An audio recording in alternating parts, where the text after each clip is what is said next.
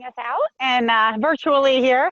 Yeah, I'm just basically going to show you around my farm. So my name is Jen, Jen Caton. We are out in Berryville, Virginia. So we're out northwestern corner of Virginia, kind of in the Blue Ridge Mountains here. And normally, when life is normal back in the day, we provided animals for petting zoos and educational programs, and we do camel rides, just pretty much wherever we can get in with our animals, schools and libraries and places like that. So that's our normal life. We're usually traveling this time of year visiting people, and obviously that's not a possibility right now. For the most part, we're stuck at home, just like everybody else. But I'm stuck with these guys. So we've started going around virtually to visit people online, and it's been really fun. It's different, but obviously, but it's nice because we're able to visit people that we normally wouldn't get to see. We've actually visited people in other countries. We've been out on the West Coast a couple of times, so that's been really fun to get to visit and see people that we wouldn't normally get to see with our animals. So what I'm going to be doing is I'm going to take you around our farm and introduce you to some of my critters here. I'll tell you a little bit about them. By all means, if you guys have questions or comments, or you want to cover, just unmute yourself and shout it out, because it makes it easier for me to figure out what to talk about if it's interactive. So I'd love to hear experiences you guys have or any questions, that kind of thing. So we're starting out, I'm out in my kangaroo area here. We have, well, I've got 2 kangaroos that are mine that live with me all the time. And then one that's a little foster baby who we're going to meet in just a second. She's in my pouch here taking a nap. But we'll check out Rufus here first because he's right here by me. Rufus is a 4.5-year-old male red kangaroo. So red kangaroos are actually the big ones, the largest of the kangaroos. They're from Australia. They have that lovely distinctive red coloration. Some of them are more red than others, and the males are definitely more red typically than the females. The males are also a lot bigger. So Rufus is probably about 110, maybe 120 pounds right now. He might get a little bit bigger. We don't really know. They range a lot. They can technically grow until they're 5. So he's a little while longer where he might get a little bigger. But they can be anywhere from 85 to 150 pounds on average. And I think the record is 220 pounds. So they can get really, really big.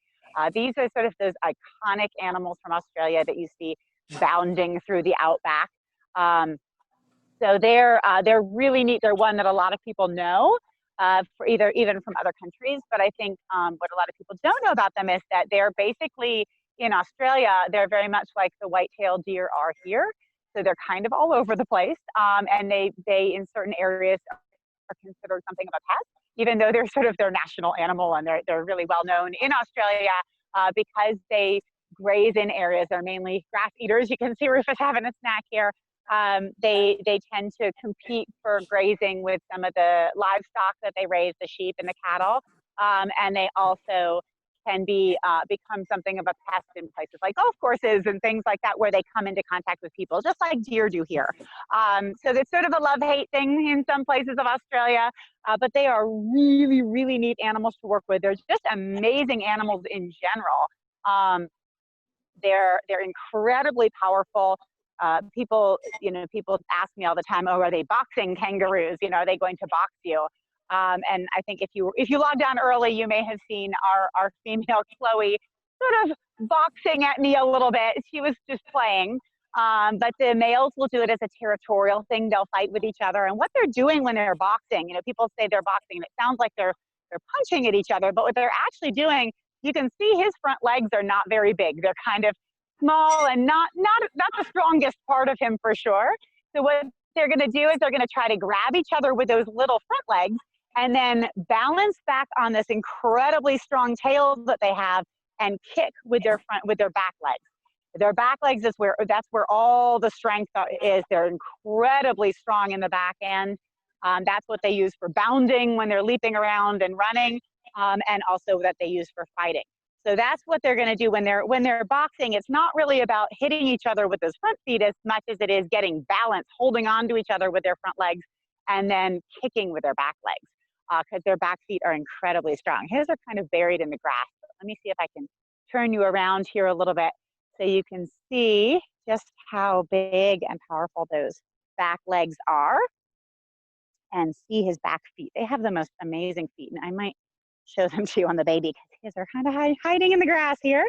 But you can see how long his foot is and these huge long feet. Don't push any buttons, please. Thank you. He's helping check out the camera. It is very, very long back feet and these incredibly long, powerful toes with this big old toenail on it. So they use that as protection. That's what they're going to kick out at each other with. Just incredible strength there. These guys have two main toes. So they have the big toe and then a little tiny toe here. That's what they put all their pressure on when they're walking. But they also have this really neat little tiny toe on the side. And it's actually two toes in one. So they've got two little toenails here. And they use that for, like a bill, they'll use it to pick bugs off or brush their hair. They don't really use it for walking at all. It's just a grooming toe, which is kind of fun. But that whole thing there is foot. They've got these huge feet. I had a pretty good sized foot myself, and his feet are as big as mine, and he's not nearly as tall as I am. When they're walking, they use their whole foot. When they're hopping, they just use that little toe there, just the very, very end of their foot. So really, really neat critters. One of the really amazing things about them is that they are they're pouch bearers. So they actually carry their babies in pouches. They're marsupials. We're going to go over and meet our lady here. This is Chloe. You got itchies? Hi, Miss Chloe. She's my younger lady, and she's the one who was bashing me up earlier trying to wrestle. She's young. She's about a year and a half, almost 2. So she's very playful and wants to wrestle and play all the time. But as a female, she's the one who has a pouch. So we're going to see. Usually she's pretty cooperative. If she sits up a little bit, can we look at your pouch for a second? Can we see your pouch? It's very nice. So she's going to put her nose in there. Are you going to look at your pouch? Thanks. So that's what a kangaroo pouch looks. Big flap of skin. They've got a lot of control over how open or closed they let it be. She's pretty good about letting me open it up and look in there. She's going to clean it now. She says, am I dirty? You need to clean? Yeah. You're going to clean your pouch? That's nice. But that's where they carry their babies. So when their babies are born, they are tiny, tiny. And we do encourage her to let us kind of mess with her pouch. We've done it since she was teeny tiny. Let us put our hands in there. Let us check it so that if we ever did let her have a baby, if she ever did have a baby, now Rufus is neutered, so we won't have a baby here, but if we ever did decide to have a baby, she would let us check it, make sure that it's healthy, make sure that there's, everything is going okay with it, which is a nice thing with these guys. Their babies are absolutely tiny when they're born. They are completely helpless. They have almost no back legs and as adults leg, but they're naked. They have no hair. Their eyes are sealed shut. Their ears are sealed shut. They are just absolutely helpless, and they actually climb into mom's pouch with they have sort of special claws on their front feet that they use to climb up mom's belly. They kind of climb into the pouch there, and they latch onto one of her teeth, and mom is actually going to pump milk into them. They can't even nurse when they're first born.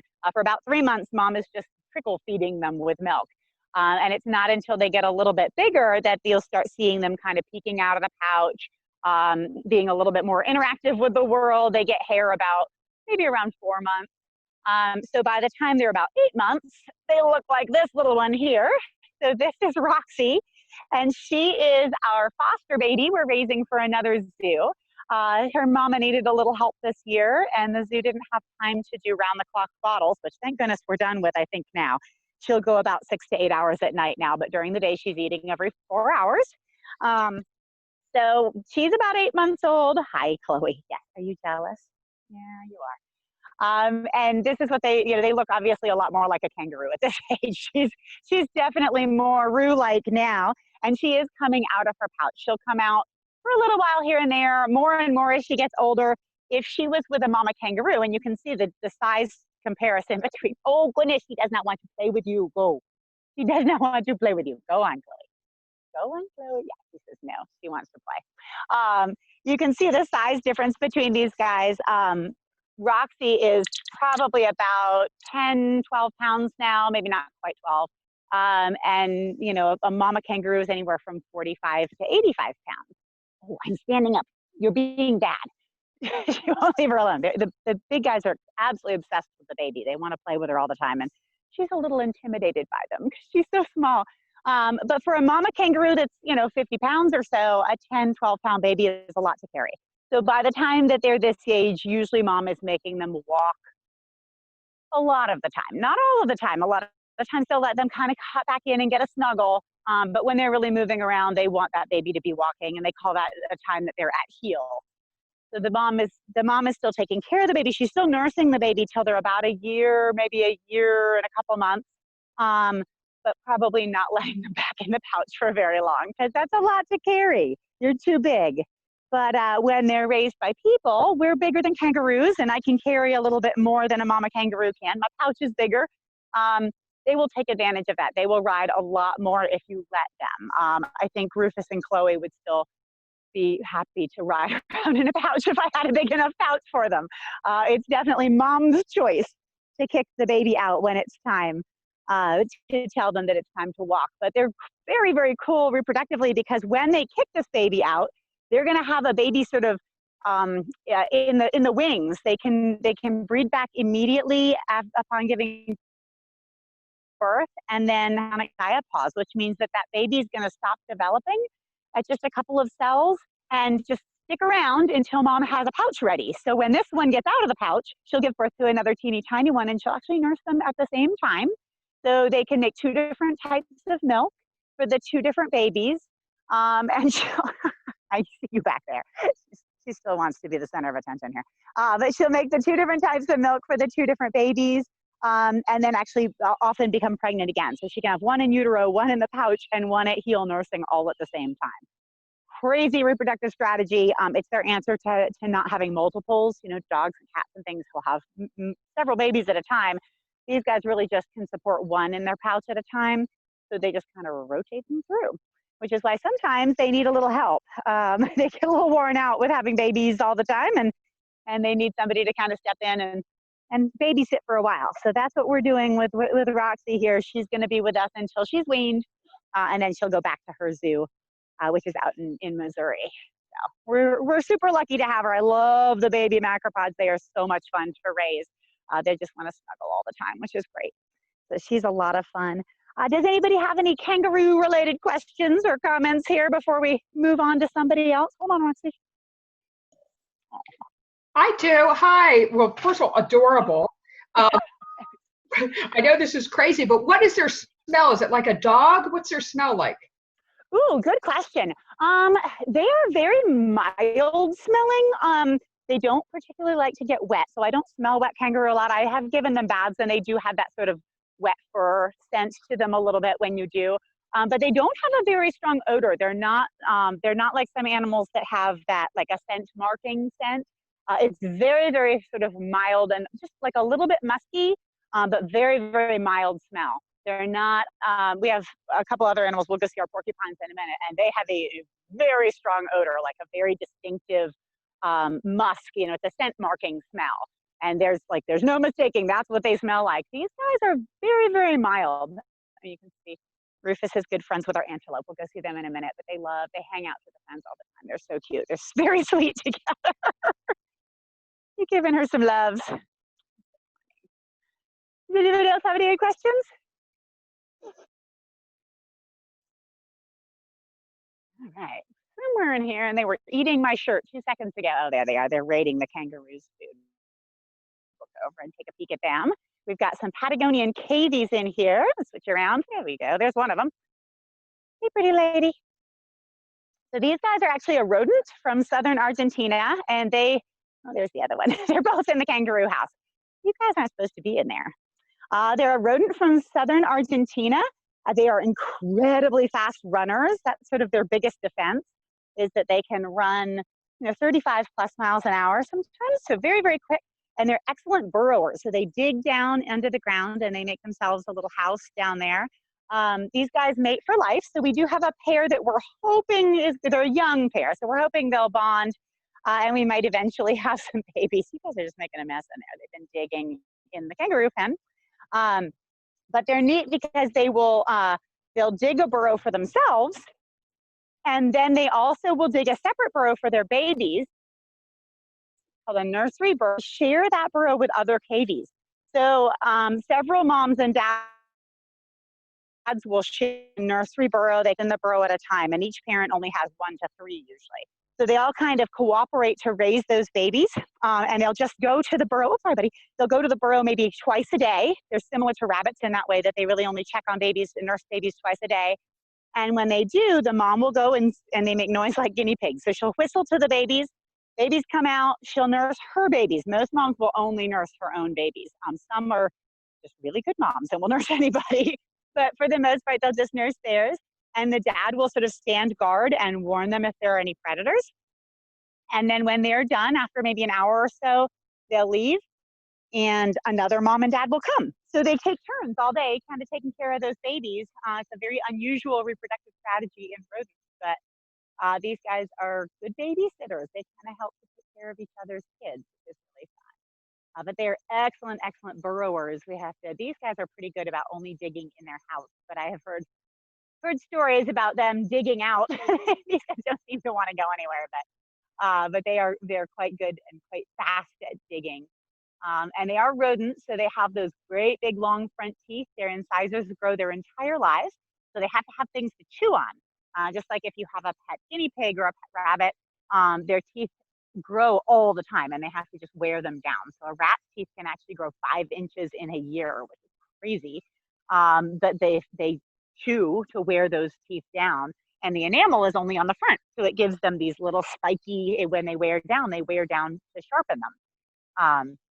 And it helps them chew through things that other animals can't chew through, like the bark of trees or people's electrical cords and things like that, which is why sometimes rodents aren't our favorite animals to have around. But these guys are great. They're a really neat animal. They're in the same part of the rodent family as the capybara, which are the largest rodents. But these guys are much, much bigger. These guys max out at about 30 pounds, whereas the capybaras can get over 100, 150 pounds. So they get really big and they swim. These guys aren't swimmers. They're the speedy guys. But they're really, really neat critters. We've had cavies for a long time. They tend to be pretty sweet. They tame down very easily and they're very comfortable around people. So they're a nice one to use for educational programs and things like that, because they're not quite as big as the kangaroos are to carry around with you. Hi, are you going to check out the camera? But they're something that a lot of times people just haven't seen before. There's something a little different. All right, you guys. What are they called? I missed that. What are they called? Oh, sure. They're called Patagonian cavies. It's CAVY. Another name for them is Patagonian Mara. So Patagonia is that region in southern Argentina where they come from, the grasslands down in the very, very tip of Argentina. And then they call them Maras. Cavy is more of a generic name. Actually, guinea pigs are also considered cavies. So if you look up cavy, you'll get a lot of guinea pig breeders because they're also considered a cavy in that same family. Thank you. Yeah, here. This is Parsley. And Parsley is one of our goats that we bottle raised this year. Her mom needed a little bit of help. She was our oldest goat in the herd. And so she didn't have quite enough milk for Parsley this year. And so she was a bottle baby. And her specialty is escaping from absolutely any fence I put her behind. She has absolutely no rules. She just goes wherever she wants. And luckily she wants to stick around because she stays on the farm. But anytime I come out, you never know where you're going to find Parsley because she's always in a different pen. She goes around and just visits everybody. She'll go and visit the antelope for a while. Basically, whoever she thinks might have snacks, she'll go and visit. And then you'll go out again and she'll be back in with the goats. So she's a troublemaker, that Parsley. You're a troublemaker, but very, very sweet. She loves people. Sometimes she just shows up on our porch. She thinks we're going to be out doing things. Oh, Wilson, are you chasing Parsley? Don't chase me. That's our dog, Wilson. All right, we're going to come out here. These guys are waiting for us. We'll see if they're going to let us come visit here. Get the gate with one hand. Hi, kiddos. Can I come in, please? Can I come in? Hi. Hello. What are we doing? I did not bring snacks. I'm sorry. No snacks. Come here. Let me switch you around here because they always want to be in my lap. I'm gonna take this here. Whoop. These are to be petted carefully. Come here. Can I come in? Can I come down with you? Oh, hi, big man. All right. So these are our African crested porcupines. Well, their names are Prometheus and Persephone. We call them Theo and Penny. And they are really, really cool. These guys are native to Northern Africa, and they can get up to 50 pounds. They don't all get that big. I think Penny's about 35 to 40 pounds. And I think she's about done growing. And Theo here is about 25 to 30 pounds. He might be 30 now. He's still growing, so he'll get a little bit bigger. Not eat my shoe, please. But these guys, of course, are known for their incredibly long, beautiful quills. They have these for defense. They are very, very sharp, and luckily they're really good about being careful about not poking me. Usually, every once in a while, they'll bob and I'll weave and we'll accidentally collide. But for the most part, they're really, really good. These guys were hand raised when they came to live with us. They were teeny tiny babies, and they still just kind of look at me as part of their family. I was their mom, so they're usually pretty good about being very, very gentle with me. But obviously with those big quills, we have to be careful. But these guys are also rodents. Can you leave the baby alone? Don't mess with the baby in the pouch, please. So porcupines are another type of rodent. So they have those great big rodent teeth also. Those big long teeth. Mammals, they mostly eat plant matter that they find. They dig up things like roots and shoots, but they will chew also on bones that they find. If they find animal bones out in the wild, they'll chew on those to help them get calcium and also to help wear their teeth down. Because remember, those teeth are just growing all the time. So they have to chew on things to wear their teeth down. You are messing with the baby back there. Naughty boy. I see you. I see you back there. So when they're annoyed or angry, they'll lift those quills up and they'll back right into a predator. So they can release their quills. So when they back into a predator, they'll leave their quills behind, but they can't shoot them. A lot of people ask if they can shoot their quills, and they can't. It's a myth, but they can drop their quills, and actually they will shed them throughout the season. They lose them as their new quills grow in. So we're constantly finding quills laying around in their enclosure. We actually collect them and have a local artist who makes absolutely gorgeous jewelry and hair clips and fun things out of them. So every once in a while we'll go through and kind of clean up the ones that they've lost and send them to her to make things out of. But these guys are really, really neat. They're also like the cavies. They're really good burrowers. They're excellent diggers. And these guys actually will dig straight out over the period of maybe an hour. They can dig straight out of their pen. So we have a solid floor in their enclosure so that we don't lose anybody. We had one go visit the neighbors years and years ago. So we learned our lesson, and they have a nice wire floor to their pen now. Great, because you guys are trouble. What are you doing? Don't leave the camera. Thank you. Not only to protect themselves by poking a predator, they have these wonderful crests. It's like a mohawk on top of their head. And if they're upset, they raise it up so it sticks straight up in the air, and it makes them look quite a bit bigger. It also gives a target for another animal to attack. So if they're being attacked by lions or a hyena or something, they live in the same areas as some of those animals. The lion is going to try to grab at the back of their neck. That's where they're going to try to catch them. And what happens is they just get hair, because the hair sticks up and makes it look like they're taller than they really are. So when the lion grabs their hair falls out. Don't chew on the baby, please. And they gives them a chance to turn around and poke them with those quills. So it helps them to protect themselves as well. Even though they're not sharp, it gives them sort of a barrier to protect themselves from predators. Hi, handsome. You're very sweet. All right, buddy, I gotta go out. I gotta go see other animals. The same thing as our hair or our fingernails are. And they, just like our hair, they just grow in. And then when they get scared, if they poke a predator, you can see how we can raise those quills up. If they poke a predator with those quills, the quills just fall out and they stay in the predator. Now this type of porcupine their quills are pretty smooth-sided, so you can pull them out pretty easily, but they leave a big hole because they are very, very sharp. Are you grabbing my leg? Hi. But we have porcupines in the United States. They don't live around here. They live further north, up in places like Pennsylvania, New York, places like that have porcupines. Our porcupines climb. They like to go up in the trees, and their quills are much, much smaller, but they have little barbs on them, so they're really hard to get out. If a porcupine gets a quill into you in the United States, the North American porcupines, they're really hard to pull their quills out. But are very difficult to pull out. These guys have smooth quills, so they're not quite as bad to pull out, but they leave a bigger hole for sure. All right, you crazy little monsters. I'm going to go out this way. You guys have to stay in here, okay? Sneak out of here. Coming through. They sort of swarm. Come here, guys. Okay, you stay in. Nope, nope, nope, nope. You're staying in. I'm going out. Whoop, ha-ha, victory. I'm going to walk over here and see our antelope ladies. These are the ones that you saw earlier chatting with the kangaroos. They're having a snack now, it looks like. Getting a little bit of hay there, miss.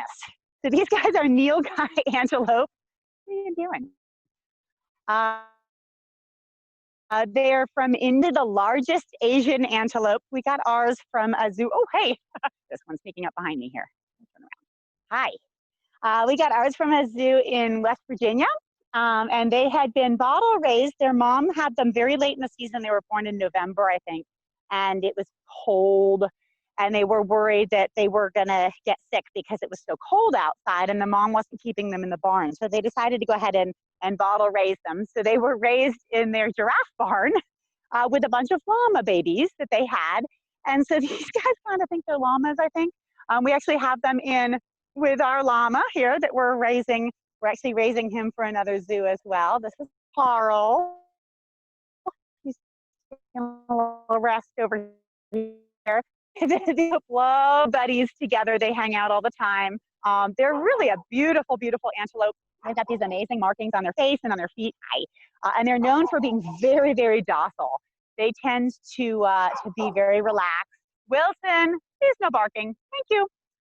Very, very relaxed, very sweet when they're around people. They don't tend to be very flighty like some other deer and antelope can be.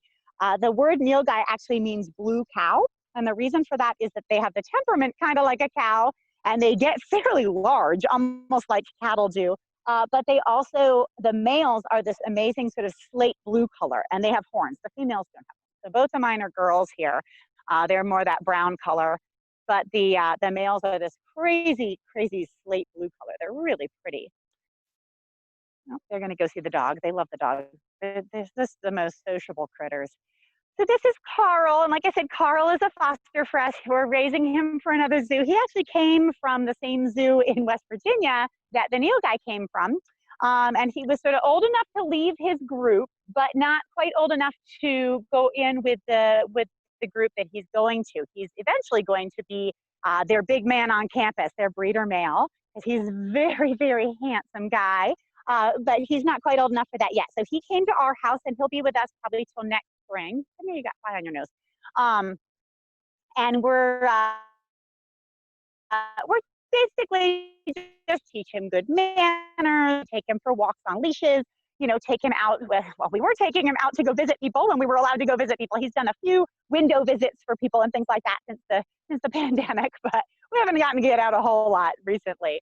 But we still try to take him out for walks and things like that so that he learns to be good with the other animals, to be good with new situations, so that when he goes and lives at his new zoo with his lady friends, he'll be a good llama citizen.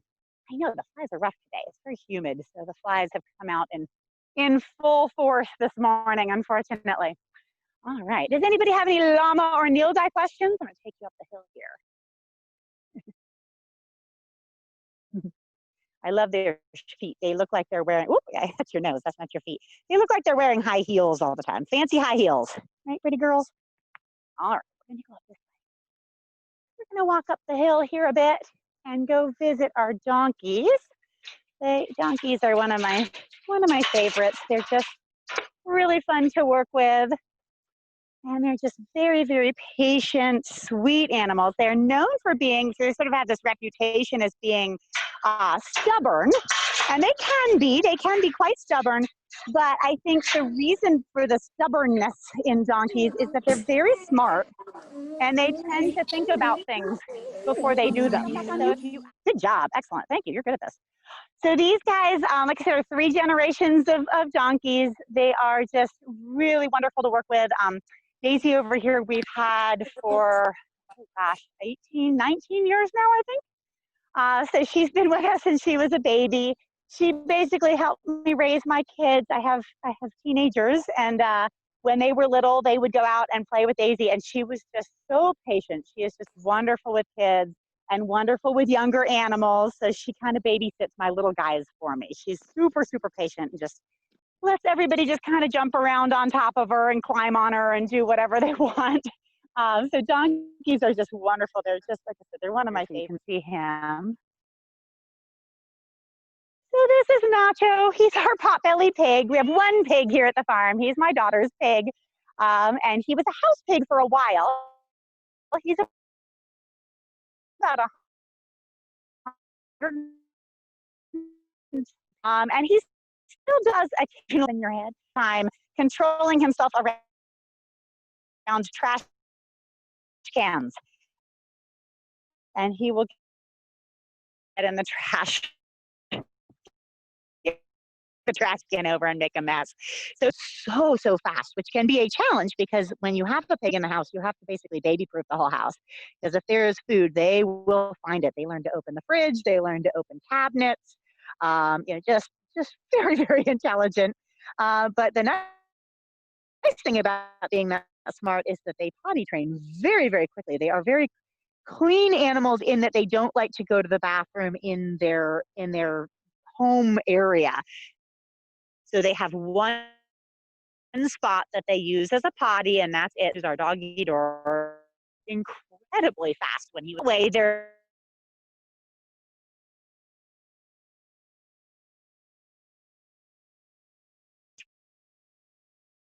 When it comes to the trash, he's a naughty pig. Very, very sweet. Just learn things so quickly. And do just about anything you ask them to do. And they're very food driven, which is nice. So a little treat and they'll do about whatever you want, right? Yeah. Oh, sleepy pig. Says it's nap time. He's finally starting to grow his hair back in. In the summertime, he sheds pretty much all of his hair out. He's a little bald guy in the summer. And then in the winter, he gets this very bristly coat of hair that helps insulate him a little bit. He spends a lot of time buried down in the straw in the wintertime. And that's usually when he asks to come in the house, is when it's cold. He likes to lay by the fireplace sometimes. But in the summertime, he likes to be out wallowing in the mud. Hi, bud. I know we're going to come see you in a second. Can you move over? All right. Let me sneak out of here. And we're going to come see these guys. Hi. Let me flip you around again. Hi. Here we are. We're going to come see Amos and some of his friends. Can I come in, you guys? Here, you got to get out of the way of the door, bub. You're in the way of the door. Hi. Coming in. Look out. Move, please.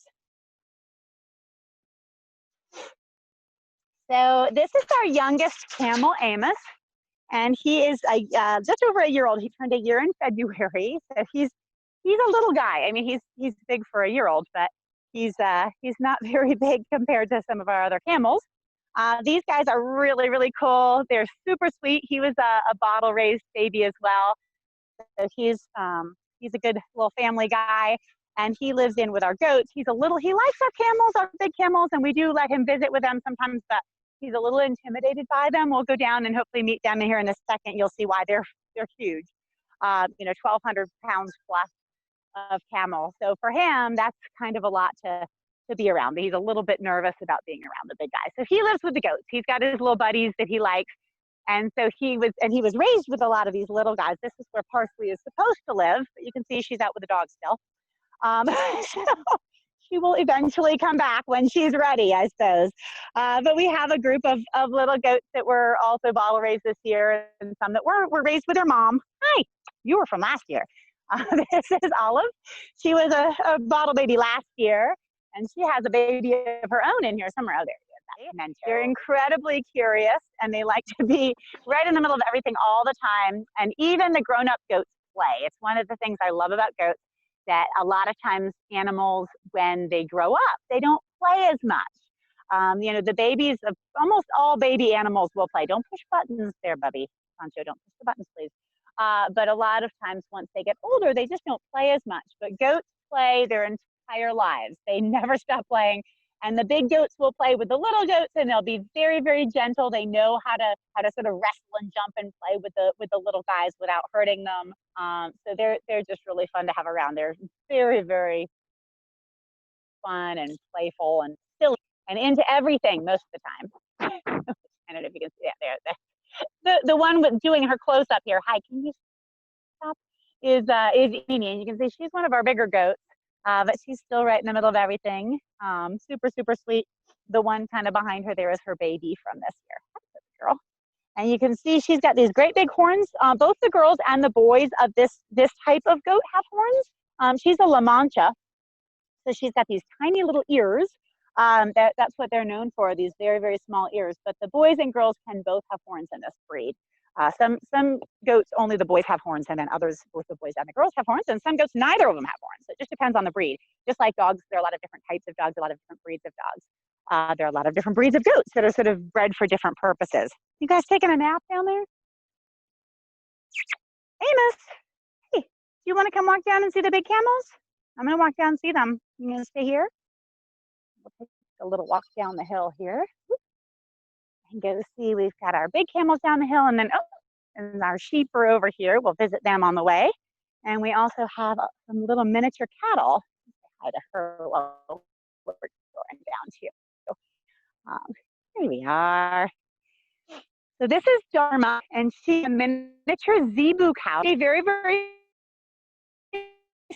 small, they're single family cows. As say the cattle that we, but our cattle that you typically see in dairies, the Holsteins, can give 8 to 10 gallons of milk in a day. That's a lot of milk. No family really needs that much milk unless they're selling it. So if you're just looking for a cow that's going to give enough milk to raise their baby and maybe give some for your family, something a little smaller often works better. You don't have to feed them as much because they're not putting as much energy into milk.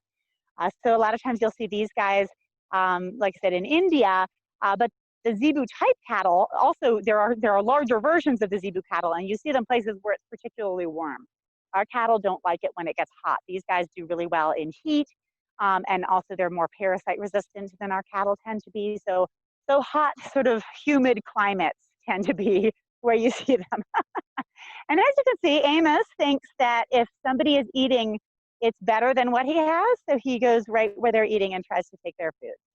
The same grass. She's eating the same grass that you were just eating, but it seems better if she's eating it. That's not even good grass. That's an old weed that somebody picked. That's no good. You're a silly boy. You silly boy. These guys have the greatest lips. Camel lips are incredibly long, and they are split. You can see he's got two little parts to his front lip. They use them like fingers to pull leaves and grass and things up.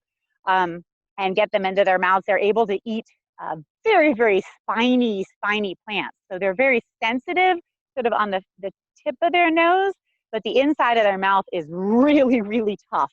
So they can eat, I mean, these guys will eat thistles and not bat an eye. I can't pick the thistle to feed them without wearing gloves, and they can just stick them right in their mouths and eat them.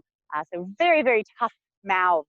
That's important when you live in the desert, because a lot of desert plants have thorns or spikes on them to help protect them from animals eating them. But these guys are able to eat them anyway.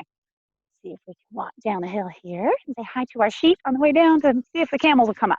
So this is our four-horned sheep, or Jacob sheep.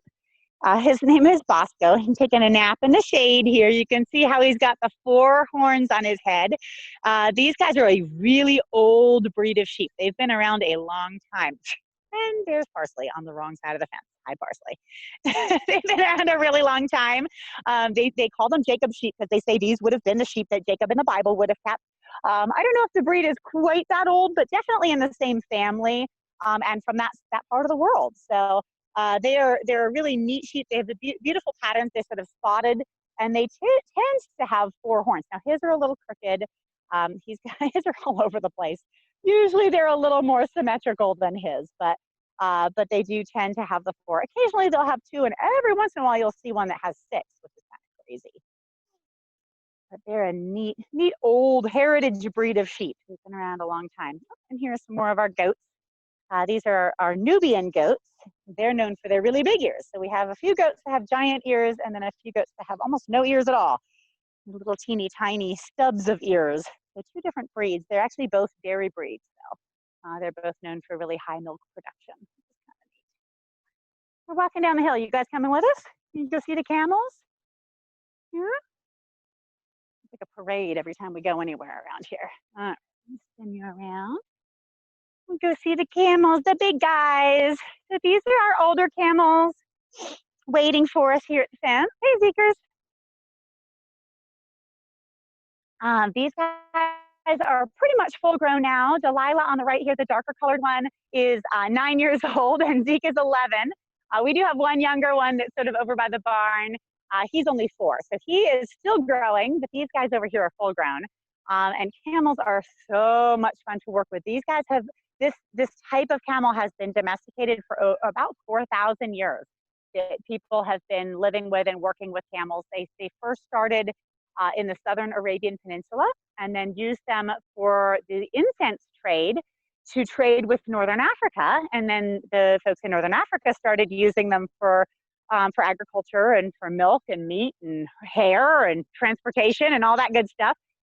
So they started using them there. And then during the time of the Silk Road, you saw camels all the way from, basically from Rome to China. They were all across the Silk Road. They were one of the main forms of transportation for the Silk Road. So that's a sort of a huge part of our history. Was really dependent on camels for years and years. And there are still groups, especially in Africa, parts of the Middle East, that are dependent on camels for their living. There's a group in India, the Raika people, who traditionally are camel breeders, and are just not as, they're not as many of them. Just like agriculture in the United States, it's sort of gone by the wayside a little bit, some of those traditional ways, but they're really trying to preserve it because it's such a part of their history and their culture. But yeah, camels have been with people and been used by people for transportation for just so very long. And they're really fun to work with. They have a terrible reputation. They're all going in the barn because they think I'm going to feed them. They saw me, their bowls are in the barn. I'm not coming over there to feed you right now. In a little bit, guys. But they have sort of a reputation of being very grumpy and spitting and biting and kicking and things. And they can do those things. But overall, they are just the most sweet, patient. They're very, very smart. And they really just give you what you give them. So I think a lot of other countries, the training methods can be a little bit harsh, and they're not really trained to be friendly. They're trained to work. And so they work very hard, but they are not necessarily going to be in your pocket loving on you all the time.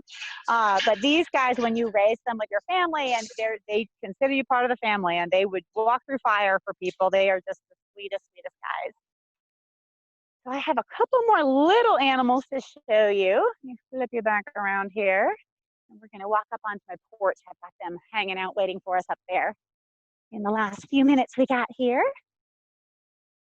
I'll take you up over here and I'll show you some of our little guys. We have a barn office that we keep some of our smaller animals that need temperature control. So lizards and snakes and small mammals and things that don't like to be out in the weather all the time. We have in there, but my cell signal and my Wi-Fi is not great in there. So I brought some out over here to my porch to kind of visit with here. So give me just a second, we'll get this set up here so we can see them. Let's see if this works. All right. So first of all, a little closer here. I'm going to show you, excuse me, my dogs are helping me here. You're endlessly helpful, guys. You're endlessly helpful. Can I get the lizard out to visit? Thank you. So first we've got this wonderful lizard. and he is really gorgeous. He is a blue-tongued skink. His name is Skippy, and these guys come from Australia. They're one of the larger animals in the skink family. We actually have skinks here in Virginia, but they're little teeny tiny lizards. They're not these great big guys. They're much bigger in Australia. So he's what's called a blue-tongued skink. Oh, there he goes, and he will probably show us his pretty blue tongue. There it is. These guys have this gorgeous bright blue tongue, and they use it to help them smell, and kind of like a snake does. So every time he sticks his tongue out, the smells in the air kind of stick to it. He pulls it in and rubs it against the roof of his mouth, and he has something called a Jacobson's organ in there, and he uses that to help him smell things. So he does have a nose. You can see his little nostrils there. So he can smell with his nose, but he also smells sort of what's in his general area with his tongue. So he's able to kind of catch the smells in the air. The other thing that he can do with his tongue is help protect himself. So if a predator gets too close, he'll open his mouth and he'll stick that bright blue tongue out, and he'll hiss really loud, and it will startle a predator because it is a bright color. It's a little intimidating, and sometimes they will leave him alone. But before he does that, his biggest defense is actually the way he looks. And if you look at him, you can see he looks a lot like another animal. He looks very, very much like a snake. He is not a snake, but he looks like one. And not just any snake. He looks like a snake called a death adder, which, like it sounds, is a venomous snake. And there are quite a few of those in Australia. But these guys match them in their color, in their sort of their shape, the shape of their head, their pattern. They look very, very much like a death adder. So from a distance, most predators are going to see him and think not safe. That he's not good to eat, they're going to stay away from him. So that's really his best defense. Is just mimicking. It's called mimicry. It's just they look so dangerous that nobody bothers them. Nice and safe. If we look at him closely, we can tell he's definitely a lizard and not a snake, for the obvious reason that he has arms and legs. But when he walks, he actually drags his belly on the ground and he slithers when he walks. So he even moves like a snake, even though he's really using his arms and legs to walk. He sort of slithers along so that other animals will think he's a snake. Another way that we can tell if we get close enough that he is a lizard and not a snake is that he has ears. So those little holes in the back of his head there, sort of on the sides, those are his ears. He can hear us. Snakes do not have ears, so they are unable to hear. They can feel some of the sound vibrations in the air, and they will sometimes respond to sound in that way, but they really don't have hearing like we do. These guys are able to hear. Another thing that he has that a snake does not have are eyelids. So when Skippy sleeps, he sleeps with his eyes closed like we do. They don't blink as much as we do, but he can blink. Snakes do not have eyelids. They actually have a clear scale that goes over their eyes, and they can see through it, and it protects their eyes like our eyelids do, but they never close their eyes. He has eyelids. So eyelids, ears, and legs, among some other things, let us know he is definitely a lizard and not a snake, but he definitely looks very, very much like a snake, and that keeps him pretty safe most of the time. Another thing he can do to protect himself, if the animal decides that he is definitely a lizard and not so dangerous, and a lot of their predators are birds, so if that bird swoops down and grabs him by the tail and takes off, he can actually detach his tail. His whole tail will just fall off. You can see kind of there's a little narrowing right here. It just falls right off, and the tail will sort of wiggle around. The bird will think it caught the lizard and fly away with his tail, and he can actually regrow that tail. It will grow back again. It takes a while. It is never as pretty the second time around, but they can do that several times throughout their lifespan, and it can save their lives. So a handy thing. They tend to do it when they're smaller, when they're full grown like this. Often they won't lose their tails, but it is possible even as adults for them to do that. The lizards that we have here, the skinks we have here, they will actually just throw their tail. If they get scared, they'll just toss their tail and run. And the tail, again, it kind of wiggles even when it after. Is that crazy? I know. That's crazy that they do that. It seems like a weird way of protecting yourself to just throw a body part at your predators, but it works and it keeps them safe. So that's what matters. And again, they will grow that tail back, but it's just never as pretty the second time. You're a very handsome guy, though. And I love that blue tongue. It's just incredible. Can you show us your blue tongue again? Can you show it? He's like, no. Oh, you're just being stubborn. You've been sticking it out this whole time. There it is. All right, handsome man. You set him back in here. We actually don't know how old Skippy is. We got him as an adult. He was a drop-off to a zoo that we work with up in Maryland. And they already had a couple of skinks, and they knew that we'd been looking for one, or they found out we'd been looking for one after they had him for about a year or two. And we've had him, gosh, I think 7 years now. So he is definitely an adult. He was full size when they got him, but we don't really know how old he is for sure. He's a venerable old fellow, and he's so, so sweet. He's great with people and just has always been very, very patient, but no clue how old he is. They can live into their late teens, so hopefully we'll have him for quite a while longer. All right, so now we have a little guy here who is just super, super cute. This is Herbert. And Herbert is one of our African pygmy hedgehogs. So you met a porcupine earlier, and I'm going to show you one more porcupine in just a second. But this is a hedgehog. You can see hedgehogs are a lot smaller than porcupines. Herbert is full grown. He's actually kind of an old man himself. Herbert is 5 this year, which for hedgehogs is getting up there. They live, they say 4 to 6 years. Every once in a while, you'll see one that hits 7 or 8.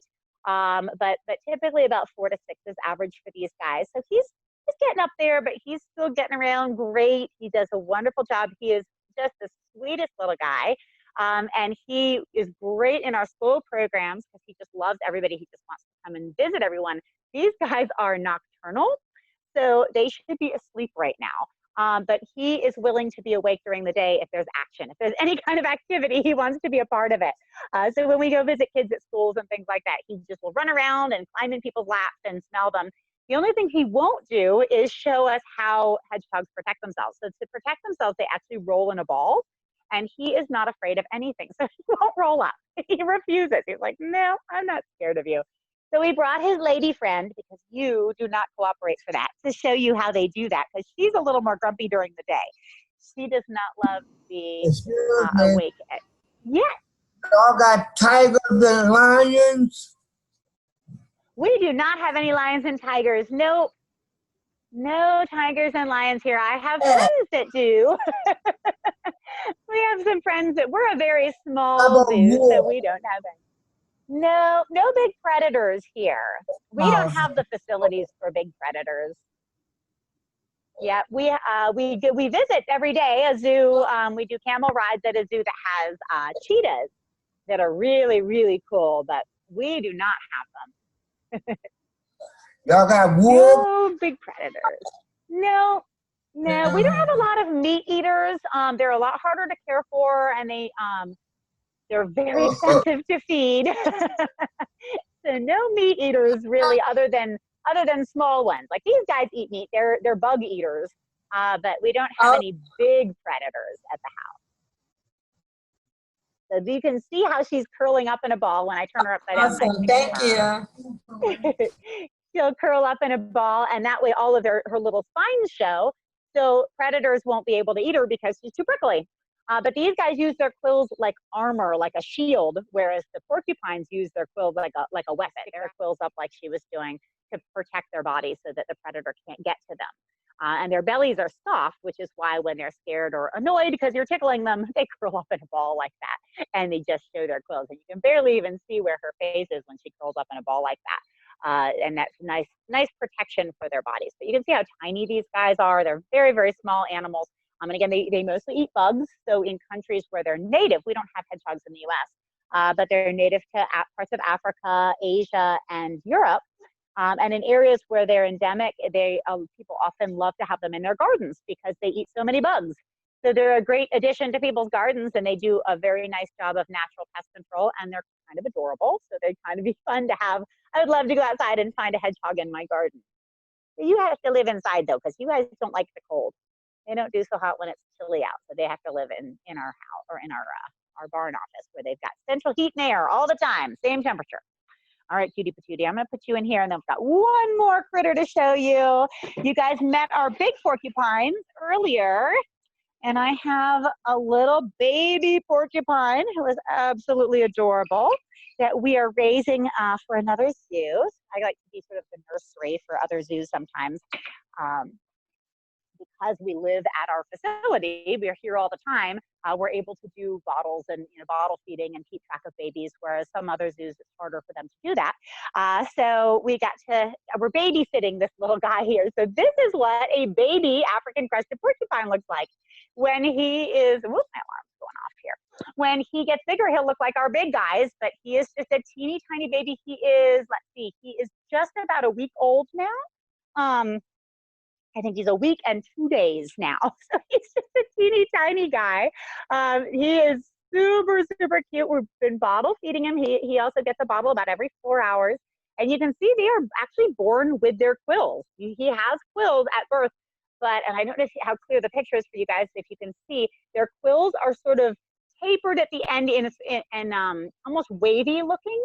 When they first come out, their quills are soft, and then they get hard as they get older, and they grow in. They're really sharp, pointy ones over the first week or two of life.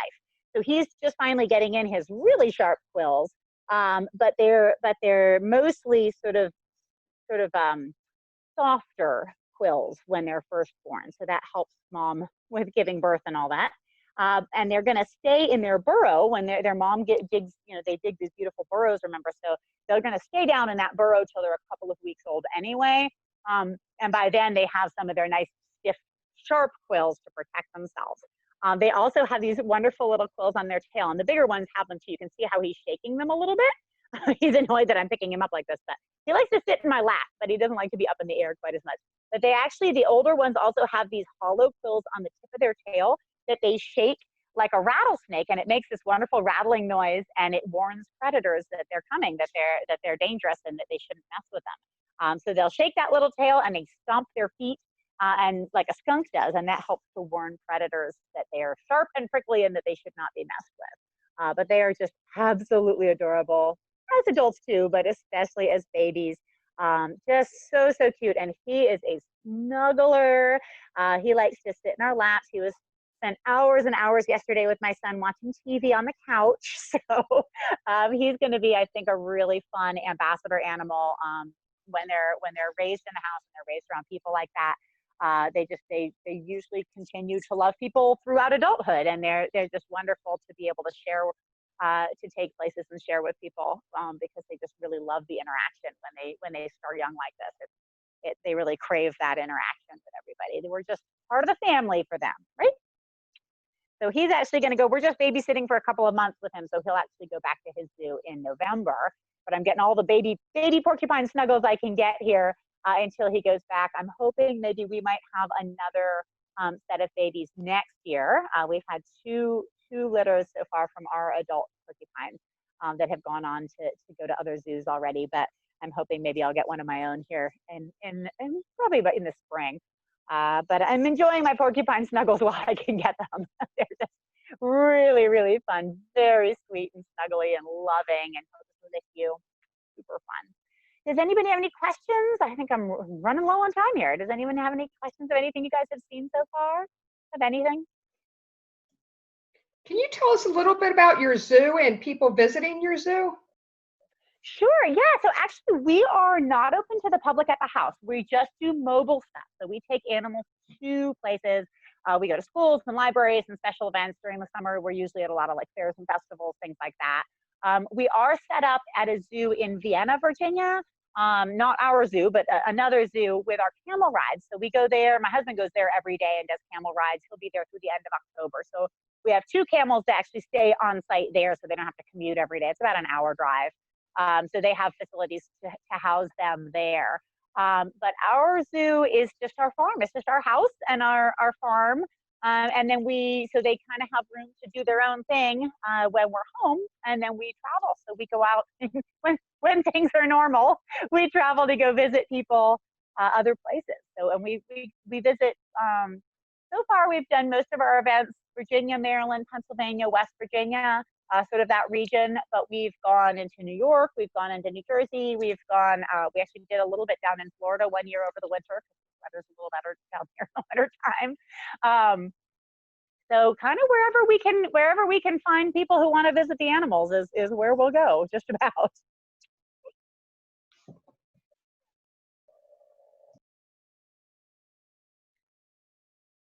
Does anybody else have any questions? I just want to say thanks. That has just been the highlight of this whole pandemic. Yay! Yay! Thank you so much. Thank you. That is so sweet. Thank you. I love them. Thank you so much. Yeah, we've been missing people for sure. The animals, as much as me. I try to spend a lot of time with them and giving them extra treats and giving them extra attention, because in the summertime, usually they're out all summer, seeing kids and going to visit people, and they're getting all these treats and attention and all of this from people. And this year we're just kind of here. And so I'm not sufficient. The Parsley, the little goat that you met earlier that just sort of wanders wherever she spent a day at her house just reading books like they were reading. She was recording some reading aloud time for her students, and she sat in her lap for like 3 hours just getting read to. That's great. Got a good job. Yes, I am incredibly lucky to be able to do something that I absolutely love to do and normally make a living doing. Staff help you? It's mostly family. So my husband does the camels, that's his thing, and he will help with the other stuff as needed if he has to. Under duress, he likes his camels.